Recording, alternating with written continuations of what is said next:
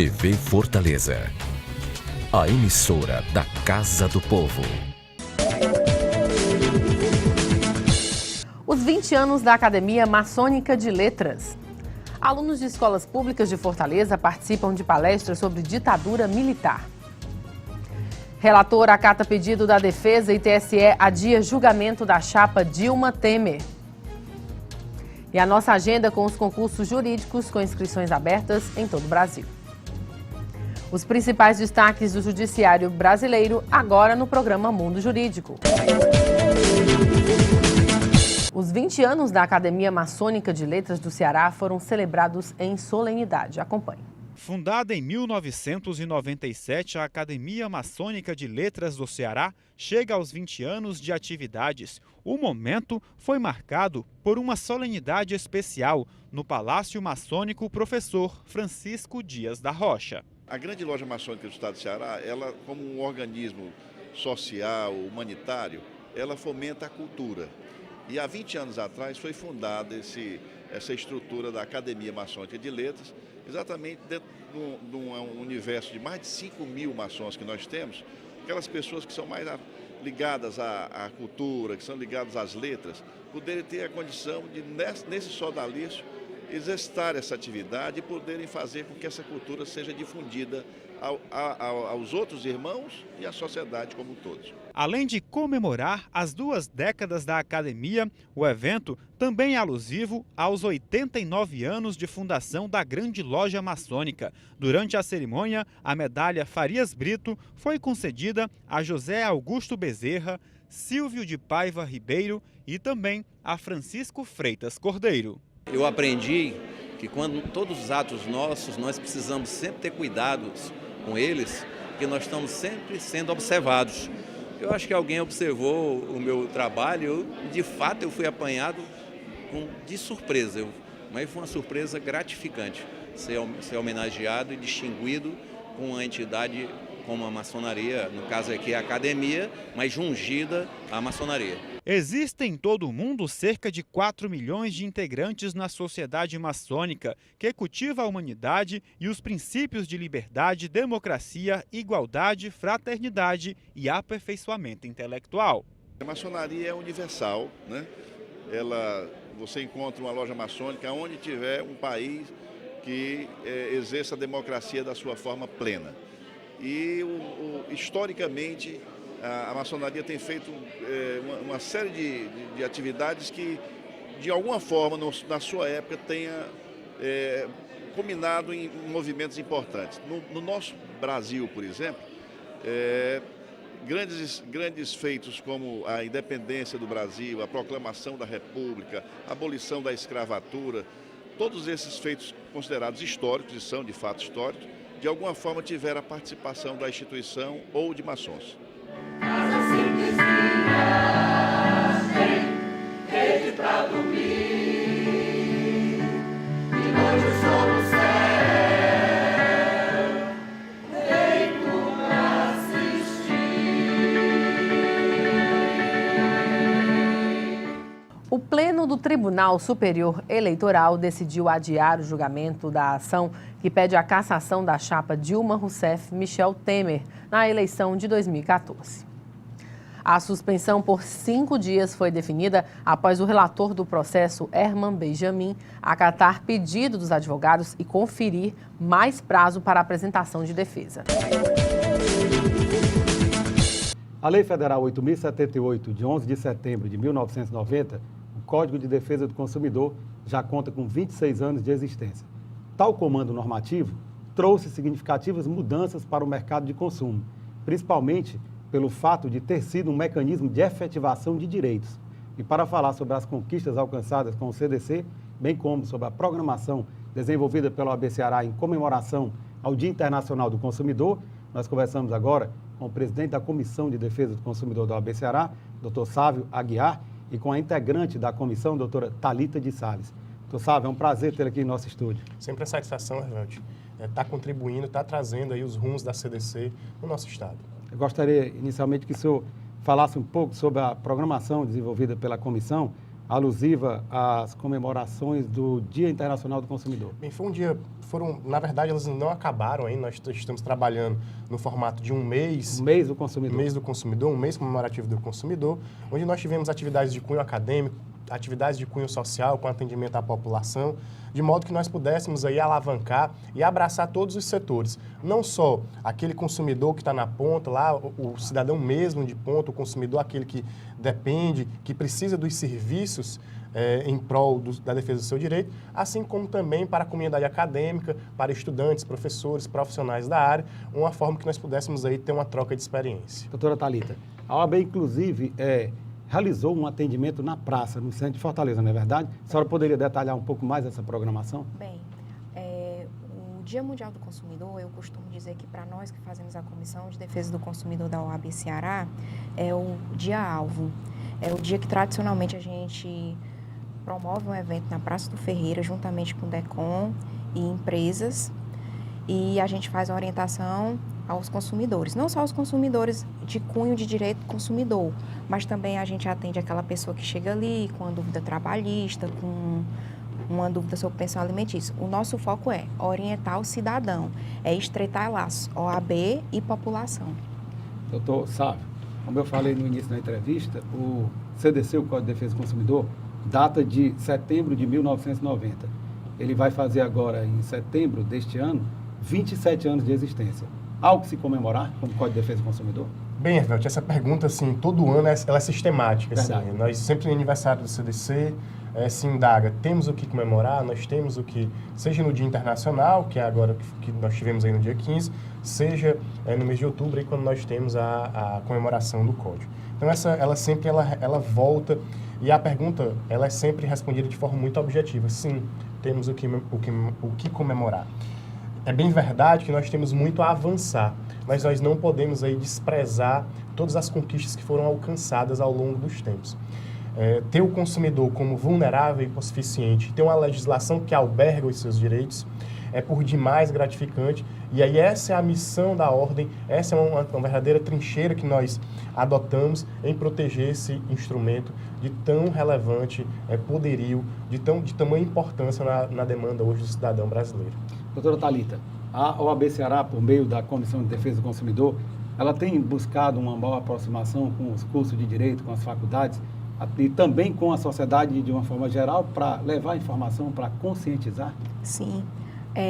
Inclusive, na Semana do Consumidor, a gente fez um seminário em parceria com o Ministério Público do Ceará, onde a gente fez uma abordagem de temas bem pertinentes ao dia a dia do consumidor. E a gente também, constantemente, a gente está fazendo palestra nas universidades, passando para os futuros operadores do direito, sobre o direito do consumidor, sobre as questões pertinentes e a gente tem aproximado a ordem daqueles que serão os futuros advogados. Doutor Sávio, neste momento de crise política e econômica, boa parte da população está endividada. Na sua percepção, qual é o papel dos órgãos de defesa do consumidor diante desta crise? Bem, Hervelt, eu brinco, seja em sala de aula, ou seja nas próprias reuniões da comissão, que acho que o principal direito que nós entendemos hoje, a principal bandeira que deve ser levantada é o direito à informação, é o conhecimento. E dentro dessa dinâmica de conhecimento, a Ordem, a nossa seccional, capitaneada aí pelo presidente Marcelo Mota, tem dado toda uma atenção especial à Comissão de Defesa do Consumidor para que nós possamos ser esse braço social da Ordem, trazendo aí características e demandas que pudéssemos aí nos aproximar da sociedade. E dentro desse viés, nós elencamos esse direito à informação, esse direito ao conhecimento, com uma mola mestra de desenvolvimento. E aí, nessa dinâmica que nós estamos vivenciando hoje de crise, sem sombra de dúvida, trazer a informação correta para o consumidor, seja nos mais variados tipos de serviços ou aquisição de produtos, como, por exemplo, a aquisição de dinheiro, de empréstimos, né? Você tem a aquisição de dinheiro, o empréstimo nada mais é do que a aquisição de dinheiro, ou compras parceladas, de modo que nós possamos aí estar tentando trazer ou tirar as dúvidas que existem em demandas desse jaez. Só para a gente ilustrar, ainda pegando um gancho, dentro dessa difusão do conhecimento que nós estamos propagando, é bom que nós ressaltemos que a Semana do Consumidor, promovida pela Ordem dos Advogados, ela não se resumiu apenas a Fortaleza. Todas as subsecções do nosso Ceará, da Ordem Alencarina, nós trabalhamos em um formato de parceria, de coletividade, onde no próprio dia 15, outras subsecções ou os interiores do estado do Ceará também deflagraram ações em prol do consumidor, levando a informação com atendimento à população que necessita. Doutor Sávio, quais são as práticas abusivas mais comuns, mais praticadas pelos fornecedores e que chegam como forma de reclamação à Comissão de Defesa do Consumidor da OAB Ceará? Eu gostaria que você respondesse logo após um breve intervalo.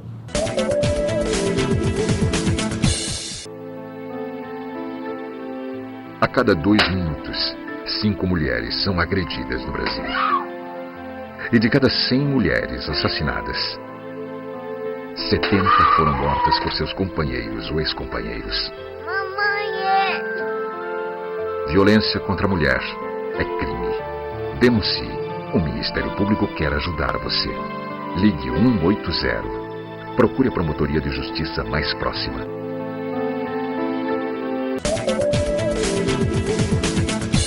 Nós voltamos a entrevistar os membros da Comissão de Defesa do Consumidor da OAB Ceará, o presidente, doutor Sávio Aguiar, e a integrante da comissão, doutora Thalita de Sales.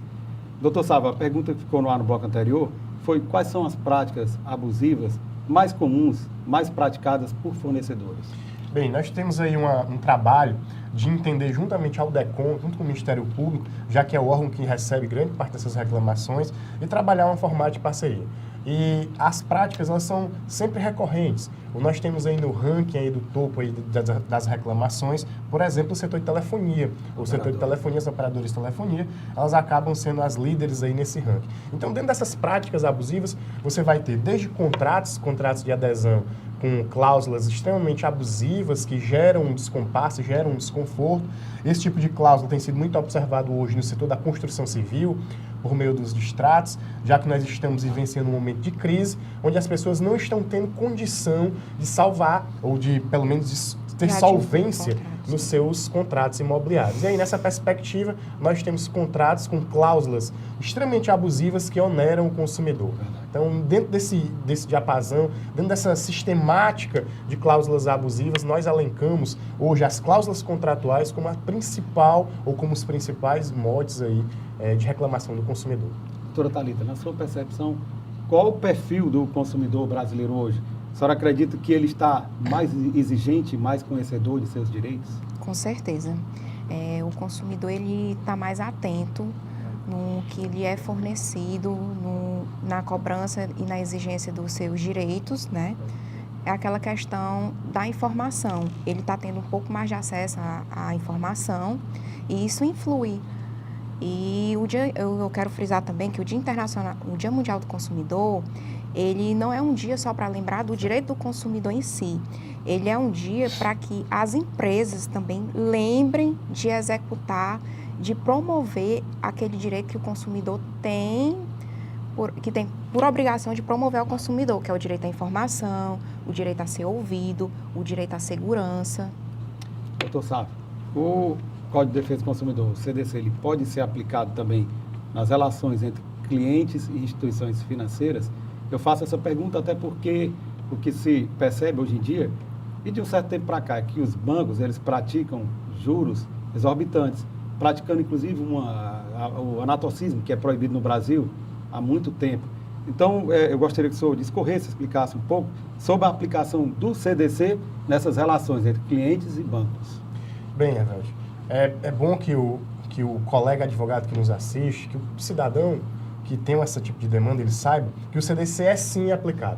É bem verdade que há algum tempo existia um movimento das instituições financeiras e que chegaram até a lançar um Código de Defesa do Consumidor bancário das instituições financeiras. O que é um absurdo, você tem que entender, e é bom que a gente saiba, que consumidor é todo aquele que está classificado dentro do artigo 2º do Código de Defesa do Consumidor e fornecedor é todo aquele que está disposto no artigo 3º. Ou seja, se você tem uma junção desses dois elementos, você terá aí a aplicação do Código de Defesa do Consumidor. No caso, o que nós vivenciamos, o que nós verificamos, na verdade, são brechas, muitas vezes, que a legislação deixa. Os bancos utilizam, as instituições financeiras utilizam dessas brechas para acabar por meio dos contratos de adesão onerando o consumidor, ou muitas vezes mesmo em desrespeito à legislação. E aí é bom que o consumidor que nos assiste ele saiba que é importante. O sistema de defesa do consumidor ele só consegue trazer resultados efetivos se de fato houver reclamação por parte do consumidor. O consumidor deve trazer suas reclamações, deve levar para os índices o que de fato está acontecendo para que ações possam ser implementadas. Ao longo dos anos, nós temos observado aí uma mudança, principalmente no setor bancário, nas instituições financeiras, em atendimento às disposições do Código de Defesa do Consumidor. Já foi muito pior, mas é verdade que houve uma melhora. Essa melhora, ela ainda não é a suficiente. Nós trabalhamos e buscamos sempre algo melhor em prol do consumidor, já que nós sabemos que só existe fornecedor dentro de uma regra de mercado se o consumidor existir. Se a instituição financeira continuar com a ideia de tentar massacrar, de tentar diminuir, reduzir ao máximo o poderio econômico do consumidor, em curto espaço de tempo, aquele fornecedor, aquela instituição financeira também estará fadada aí ao seu insucesso. Doutora Thalita, da mesma forma, percebe-se este mesmo comportamento que as instituições financeiras no que diz respeito às operadoras de cartão de crédito. Notadamente, quando o consumidor entra no chamado crédito rotativo. Nós tivemos algumas alterações nessa relação entre operadora de cartão de crédito e consumidor? Sim, inclusive vai entrar em vigência agora no começo de abril, se eu não me engano, a questão do crédito rotativo. O consumidor ele vai ter direito somente de usar o crédito rotativo durante um período de 1 mês. Certo. Após isso, ele vai ter que entrar em contato com o banco e fazer uma negociação, onde esses juros são estancados e um crédito vai ser mais benéfico ao consumidor que rolava na dívida do crédito rotativo. Doutor Sávio, quais são os projetos futuros aí, o que é que a comissão está pensando daqui para frente? Bem, eu brinco, Hervelt, que a Comissão de Defesa do Consumidor, que tem aí nos seus membros verdadeiros entusiastas da defesa do consumidor, ela é um verdadeiro dínamo dentro da OAB Ceará. Ela não para de pensar e tentando trazer o máximo de benefícios para a sociedade, não só para a advocacia, propriamente dito, mas para a sociedade como um todo. E aí, dentre os projetos que nós elencamos aí para o ano de 2017, nós temos uma maior aproximação da ordem ainda mais com a sociedade, por meio de eventos, por meio de atendimentos. Também temos uma preocupação com o lado acadêmico, já que nós temos vários professores dentro da Comissão de Defesa do Consumidor. Então, nós temos aí uma missão de alavancar o conhecimento jurídico nessa área aqui no nosso estado, trazer como verdadeira oficina e laboratório para que nós tenhamos a difusão de teses. Então, nós estamos nessa perspectiva, juntamente com alguns colegas, desenvolver atividades de cunho verdadeiramente acadêmico. E aí temos ainda aí um desafio, esse é um bom desafio, que é que nós tenhamos aí a fabricação, que nós possamos produzir um livro genuinamente cearense dos membros da Comissão de Defesa do Consumidor sobre temas envoltos aí ao direito do consumidor, à defesa do consumidor, de modo que nós possamos contribuir aí com a cultura jurídica cearense. Doutora Thalita, todas estas ações da Comissão de Defesa do Consumidor da OAB Ceará estão também sendo estendidas para o interior do estado? Sim, a gente faz um trabalho incessante em prol do consumidor, inclusive esse trabalho é extensivo em todo o Ceará e nas subsecções do estado. Doutor Sávio, infelizmente nós estamos chegando ao final da nossa entrevista. O programa Mundo Jurídico agradece a sua presença e a presença da doutora Thalita e abre agora espaço para as suas considerações finais. Bem, Hervelt, é sempre dizer que é uma satisfação muito grande estar aqui com você, estar com os nossos telespectadores, falando um pouco aí das atividades da Comissão de Defesa do Consumidor. Comissão esta que é composta aí por 40 advogados, verdadeiros abnegados em prol aí não só do movimento de ordem, mas também da defesa do consumidor e por meio desse braço social que é a defesa do consumidor. Dizer que estamos sempre à disposição, reforçar a nossa vontade, o nosso ideal de promover aí um aumento da cultura jurídica em torno da defesa do consumidor, agradecer por demais ainda aos presidentes de subsecção, por meio dos seus presidentes de comissão de defesa do consumidor espalhados pelo interior do estado, que por meio deles estamos conseguindo dar capilaridade aí para as ações desenvolvidas pela nossa Comissão de Defesa do Consumidor. Obrigado. Doutora Thalita, suas considerações finais. Bem, eu gostaria de agradecer primeiramente a oportunidade de poder estar aqui, mostrando um pouquinho do nosso trabalho, do trabalho exercido pela CDC em prol do consumidor. Obrigado. Ivelise Maia. A sessão de autorização de viagens do Juizado da Infância e da Juventude de Fortaleza, que fica no Fórum Clóvis Bevilacqua, já emitiu nos 3 primeiros meses deste ano 151 permissões de viagens para crianças e adolescentes. Destas, 55 foram para destinos nacionais e 96 para destinos internacionais. De acordo com informações fornecidas pelo setor, o tempo de emissão do documento leva em média de 15 a 20 minutos e pode ter validade de até 2 anos. A Câmara dos Deputados aprovou na última quarta-feira, dia 22, o texto base do projeto de lei 4302 de 1998, que libera a terceirização das atividades fim em empresas, inclusive na administração pública. Após a votação dos destaques, o projeto, que já foi aprovado pelo Senado Federal, seguirá para a sanção presidencial. E para analisar temas como terceirização e reforma trabalhista, nós conversamos agora com o advogado, mestre em Direito do Trabalho, Eduardo Pragmácio Filho. Então, Eduardo, é um prazer tê-lo aqui em nosso estúdio. É um prazer, Hervélt. Inicialmente, eu gostaria que o senhor fizesse aqui uma distinção entre a terceirização no âmbito do serviço público e a terceirização na iniciativa privada. Quais são as principais diferenças? Tá. A gente precisa entender que a terceirização ela é um fenômeno econômico. Por que empresas terceirizam? Empresas terceirizam por questões de custo e por questão de especialidade. Certo. Se eu terceirizo para uma outra empresa fazer uma atividade com maior produtividade, muitas vezes eu pago até mais por isso, mas eu ganho em produtividade, ganho em tempo. Aqui no Brasil, a gente precisa separar para estudar e analisar a terceirização no setor privado e a terceirização no setor público. Certo.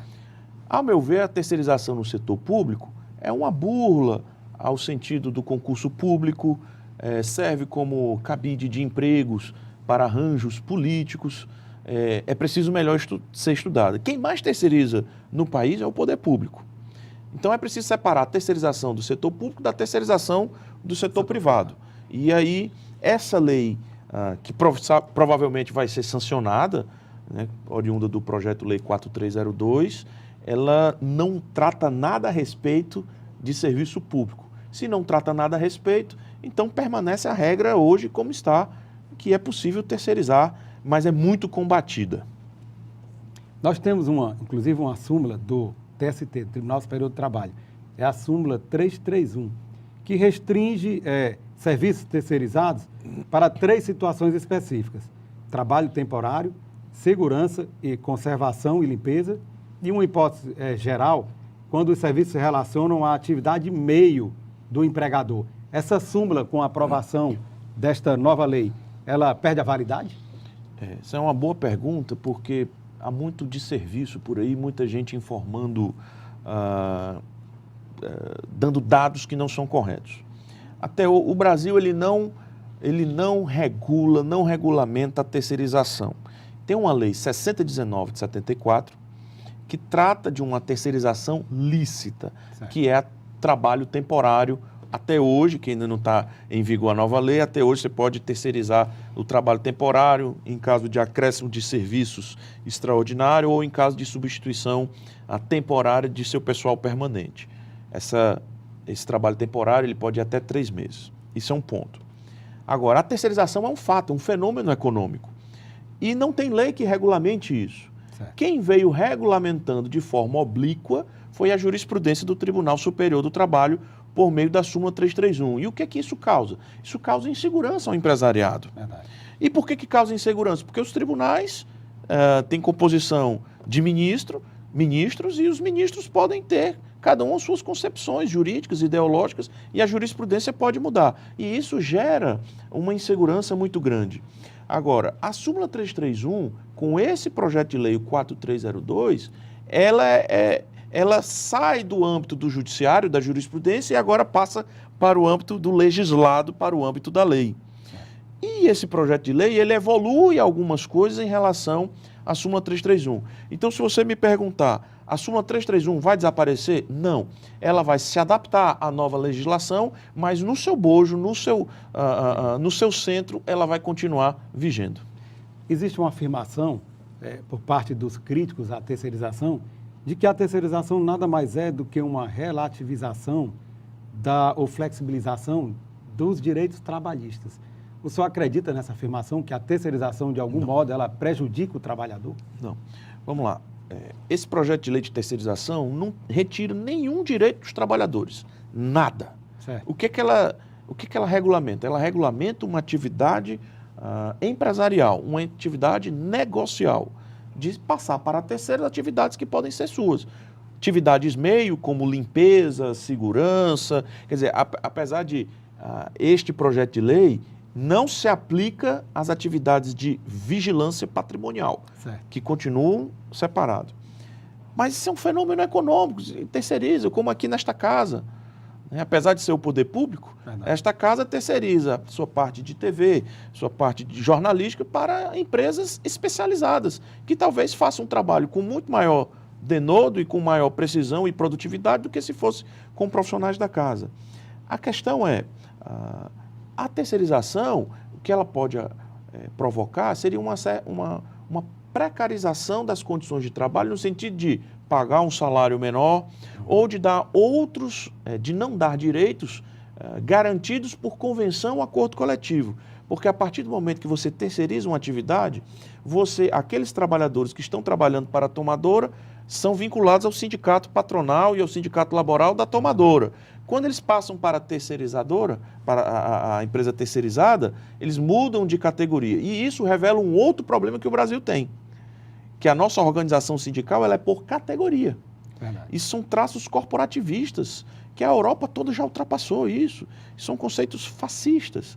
E o que eu prego é a liberdade sindical. Os trabalhadores podem se organizar da maneira como quiserem e as empresas podem se organizar da maneira como quiserem. Então, isso pode acontecer, em médio a longo prazo, de uma diminuição de salários, né? Mas não diminuição de direitos. Até porque esses direitos trabalhistas estão assegurados pela nossa Constituição Federal, não é verdade? Claro, claro. O artigo 7º, ele tem um rol exemplificativo com mais de 30 e tantos incisos, né, que garante os trabalhadores férias, 13º, participação nos lucros, e nada disso vai mudar com a terceirização. Mas no que diz respeito aos sindicatos, há uma grita, principalmente por parte dos sindicalistas, que diz que esta lei enfraquecerá os sindicatos. Logo após um rápido intervalo.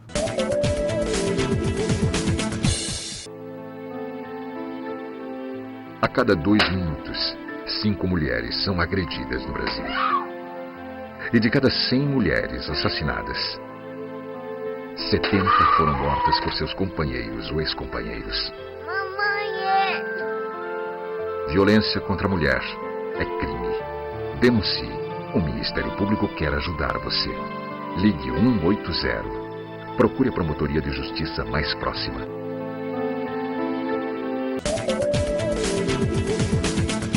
Nós voltamos a entrevistar o advogado mestre em Direito do Trabalho, Eduardo Pragmácio Filho.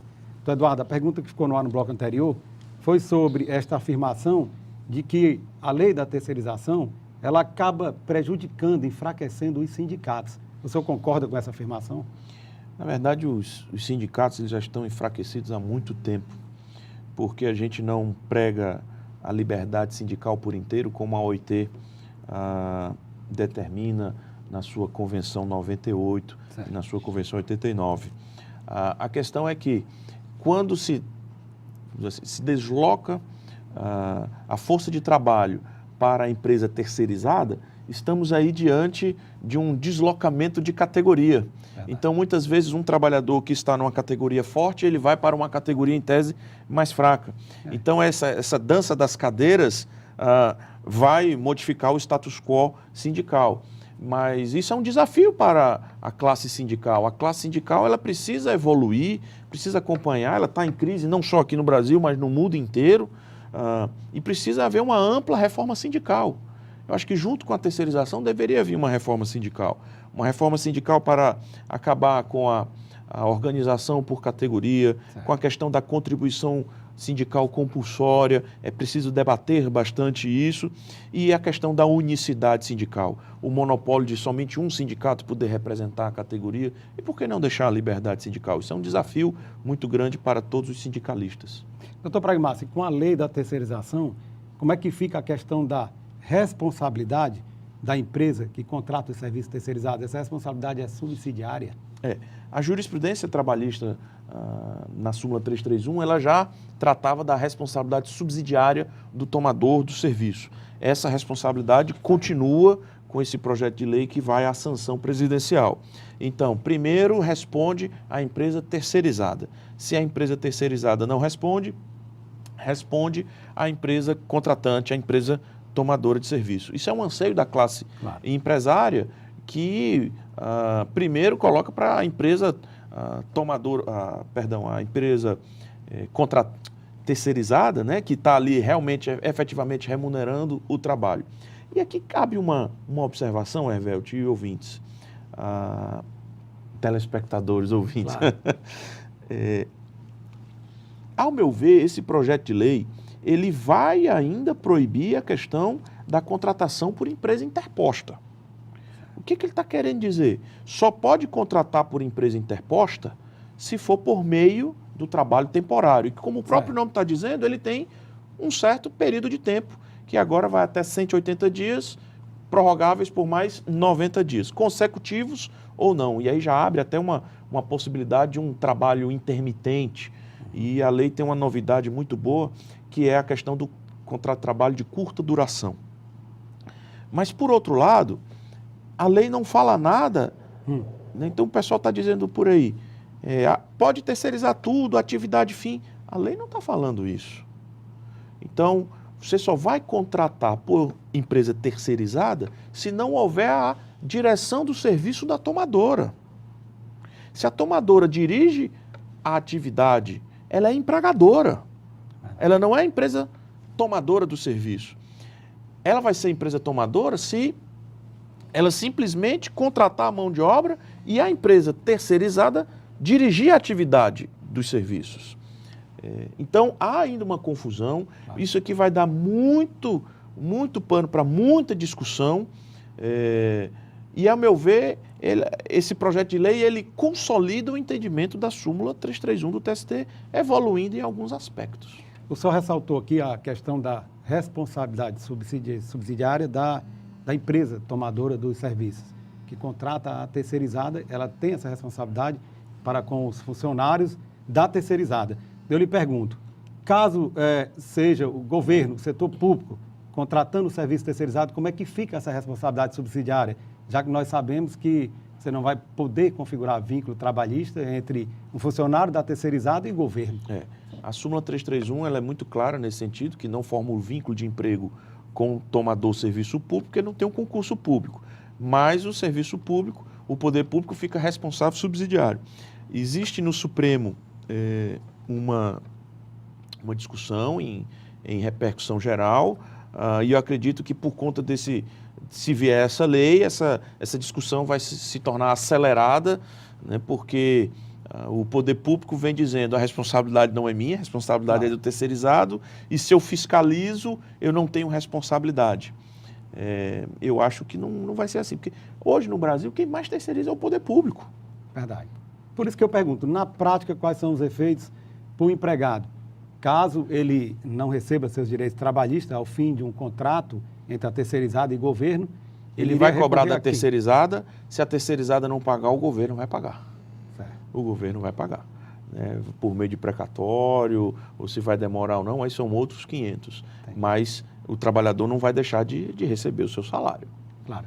Doutor Pragmassa, outro ponto que eu gostaria de tocar aqui é que o senhor falasse um pouco sobre a reforma trabalhista. O senhor defende uma ampla reforma trabalhista? Já está na hora? Já há muito tempo a gente precisa refundar o direito do trabalho brasileiro. O nosso direito do trabalho, criado em 1943, por Getúlio Vargas, numa época política diferente, vivíamos uma ditadura, em um momento econômico diferente, em que o Brasil era essencialmente rural, ainda começando, engatinhando na sua industrialização, um mundo completamente diferente, um mundo ainda passando pela terceira fase da Revolução Industrial, e hoje não, hoje vivemos numa economia planetária, vivemos num Estado democrático de direito, isso é muito importante, a questão da liberdade, da democracia, e um momento econômico completamente diferente. Só que as nossas bases do direito do trabalho são diferentes. O que eu venho escrevendo e propondo é uma refundação do direito do trabalho. É possível aliar capital e trabalho por meio de normas negociadas. É importante favorecer a negociação coletiva, fortalecer os sindicatos dos trabalhadores e das empresas. Agora, para isso a gente precisa primeiro fazer uma reforma sindical. A reforma sindical ela é muito importante e ela é, ao meu entender, antecessora. Ela é precedente. E segundo, vamos criar um novo Código do Trabalho, como Portugal fez, por exemplo, em 2003, reformou e já ajustou em 2009, em 2012 e agora na nova versão de 2015. Uma nova legislação trabalhista que alie os direitos fundamentais dos trabalhadores e os direitos constitucionalmente garantidos da empresa, direitos de personalidade, conciliar família e trabalho e também valorizar a livre iniciativa, valorizar o pactuado. O que ocorre hoje, e aí às vezes a gente precisa filtrar as críticas que o empresariado faz, é que há muita insegurança jurídica. Verdade. Ele combina uma coisa com o sindicato e depois o que foi combinado com o sindicato é desfeito pela Justiça do Trabalho e isso cria enormes passivos trabalhistas. O que o empresariado quer é segurança jurídica para empreender seus negócios e o que o trabalhador quer também é segurança jurídica para trabalhar e receber seu salário e cuidar da família. Com certeza. Doutor Pragmácio, infelizmente nós estamos chegando ao final da nossa entrevista, o tempo realmente voou. O programa Mundo Jurídico agradece a sua presença e a verdadeira aula de Direito do Trabalho que o senhor nos concedeu e abre agora espaço para as suas considerações finais. Evelt, eu agradeço enormemente o convite, estava com saudade de você, fazia tempo que a gente não vinha aqui.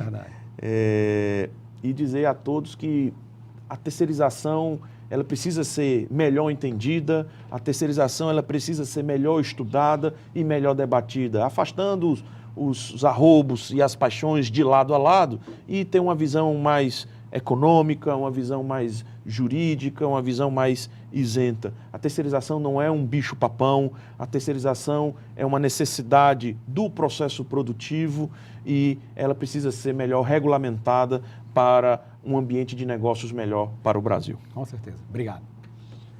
Ivelise Maia. A equipe do Banco de Leite Humano do Hospital Geral Dr. César Carles, do Governo do Estado do Ceará, participou na semana passada de uma programação especial no VaptVupt do Antônio Bezerra. Na ocasião, foram prestadas informações sobre aleitamento materno, doação de leite e amamentação. A ação fez parte da programação do Mês da Mulher, promovida pelo Núcleo de Saúde do VaptVupt, em comemoração ao dia 8 de março, que é o Dia Internacional da Mulher. E vamos agora conferir as dicas dos principais concursos jurídicos com inscrições abertas em todo o Brasil na nossa agenda. Acompanhe. Ordem dos Advogados do Brasil, secção de Goiás, inscrições até 10 de maio. Polícia Civil do Espírito Santo, inscrições até 2 de maio. E a gente fica por aqui. Acesse a página do programa no Facebook ou envie também suas sugestões para o e-mail programamundojurídico@gmail.com. Assista todos os programas do nosso canal no YouTube. Obrigada pela companhia e até a semana que vem.